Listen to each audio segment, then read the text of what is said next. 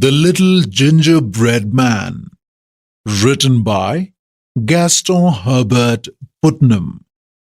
One day, the cook went into the kitchen to make some gingerbread. She took some flour and water and honey and ginger and mixed them all well together. And she put in some more water to make it thin, and then some more flour to make it thick, and a little salt and some spice. And then she rolled it out into a beautiful, smooth, dark yellow dough. Then she took the square tins and cut out some square cakes for the little boys. And with some round tins, she cut out some round cakes for the little girls.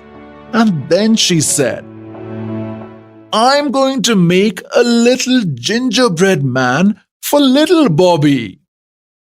So she took a nice round lump of dough for his body and a smaller lump for his head, which she pulled out a little for the neck.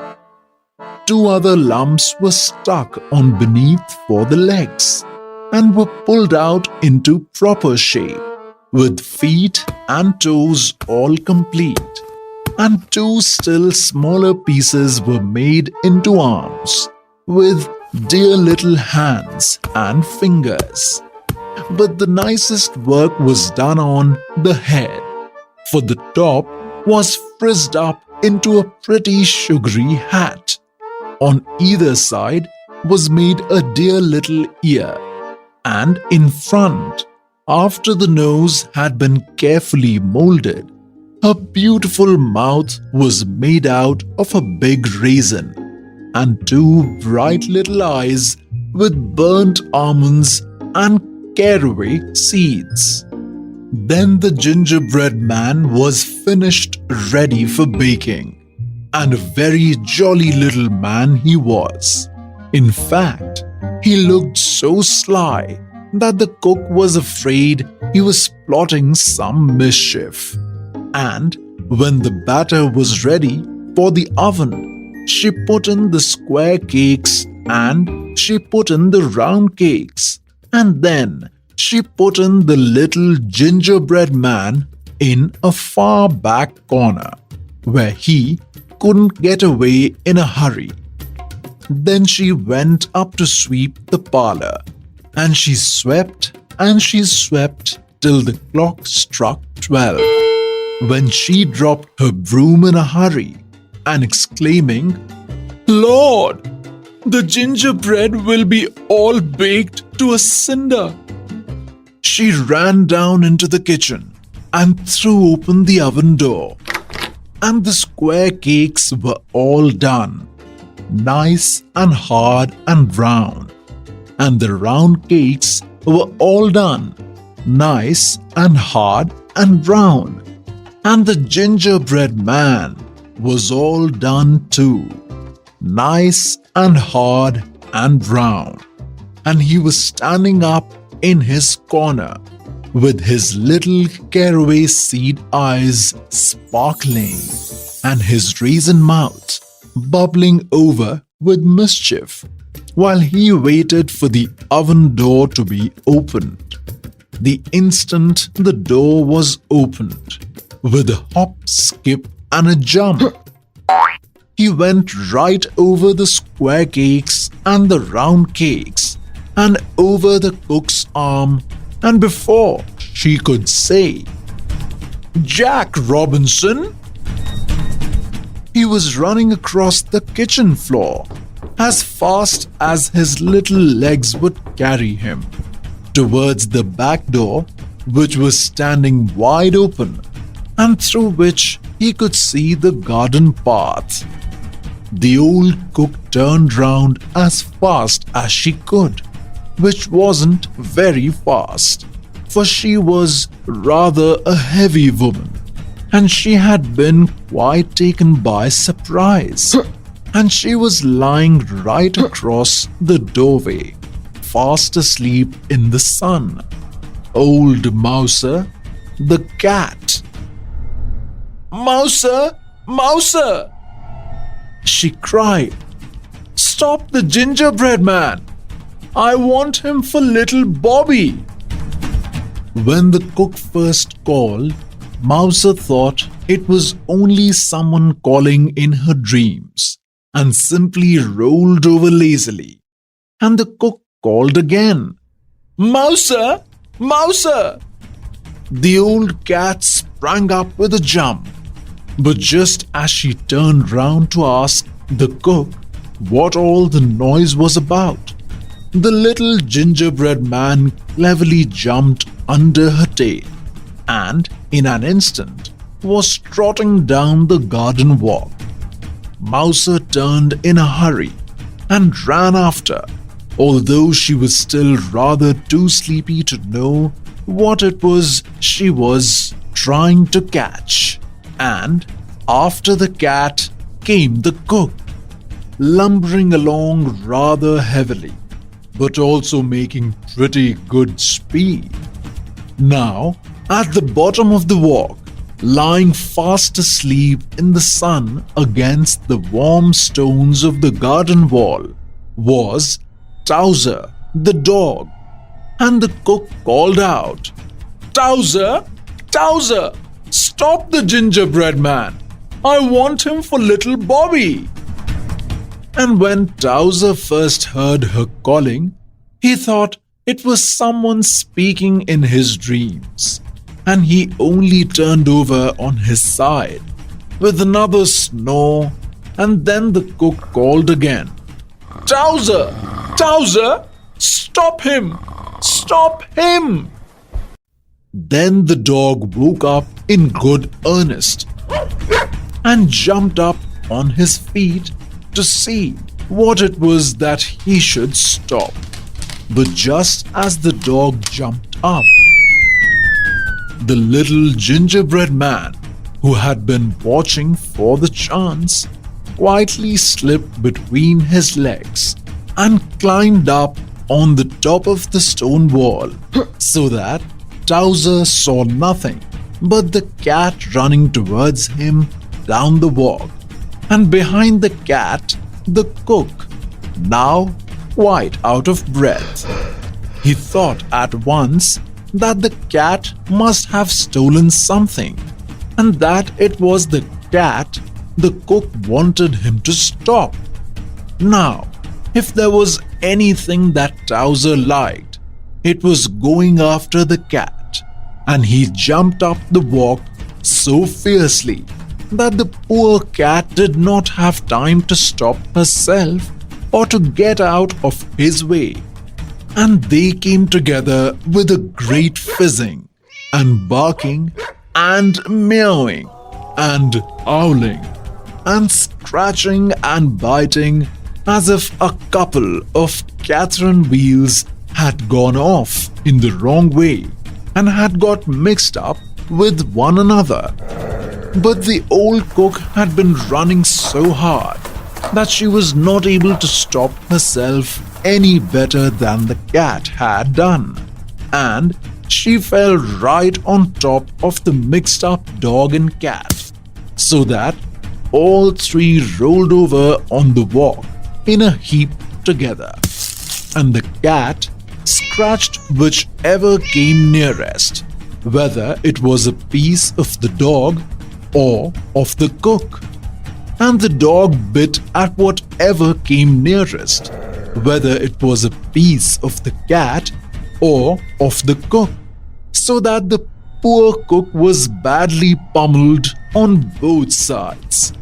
Meanwhile, the gingerbread man had climbed up on the garden wall and stood on the top with his hands in his pockets, looking at the scrimmage and laughing till the tears ran down from his little caraway seed eyes, and his raisin mouth was bubbling all over with fun.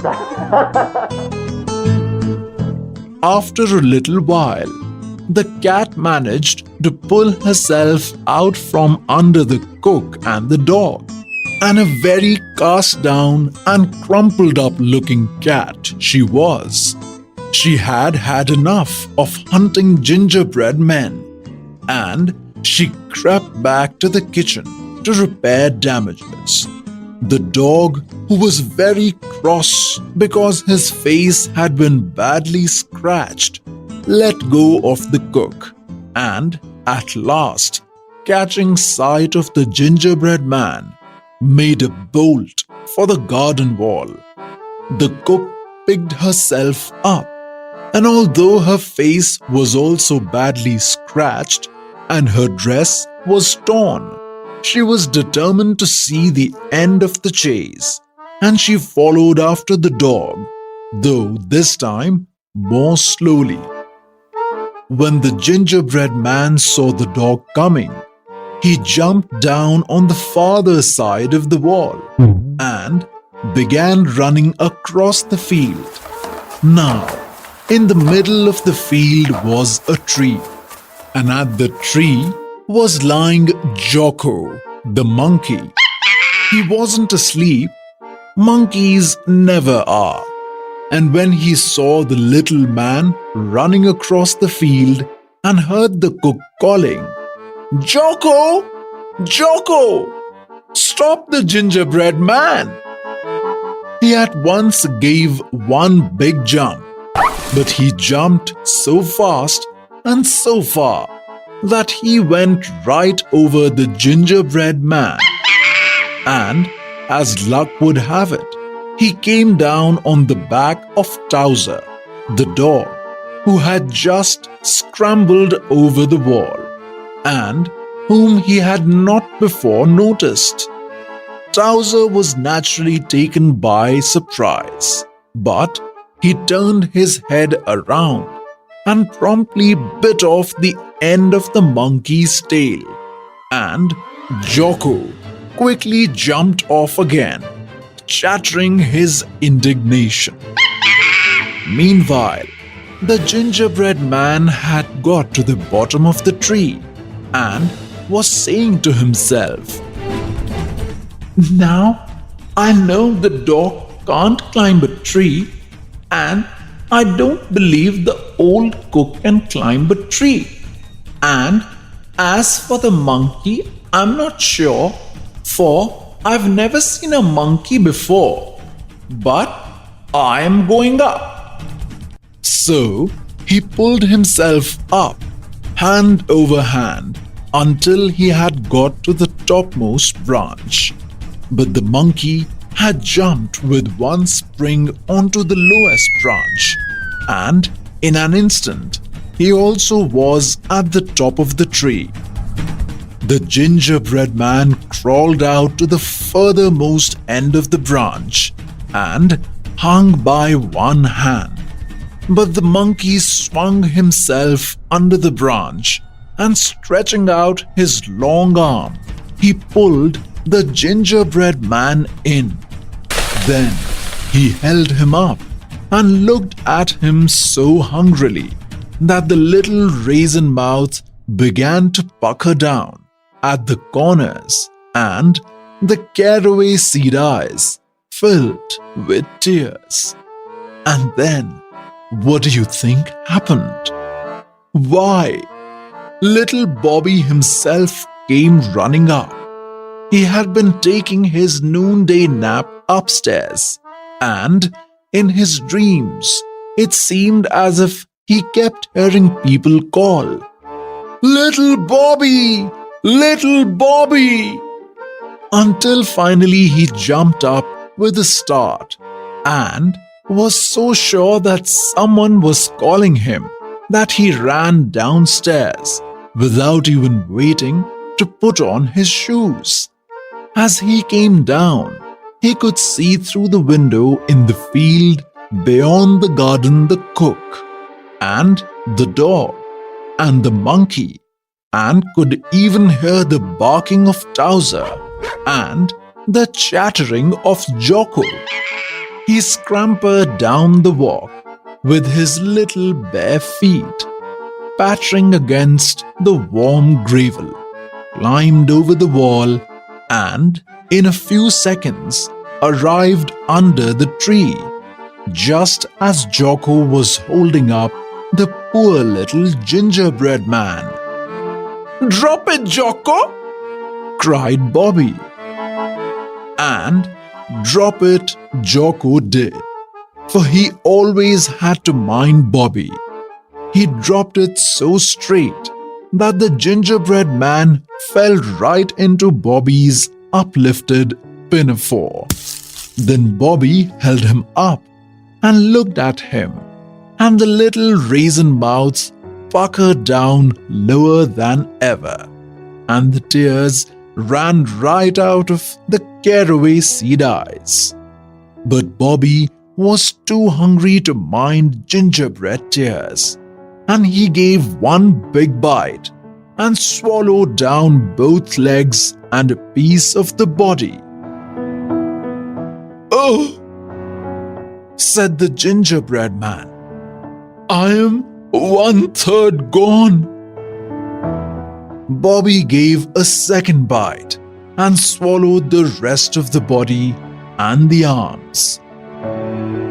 "Oh," said the gingerbread man, "I'm 2/3 gone." Bobby gave a third bite and gulped down the head. "Oh," said the gingerbread man, "I am all gone." And so he was. And that is the end of the story.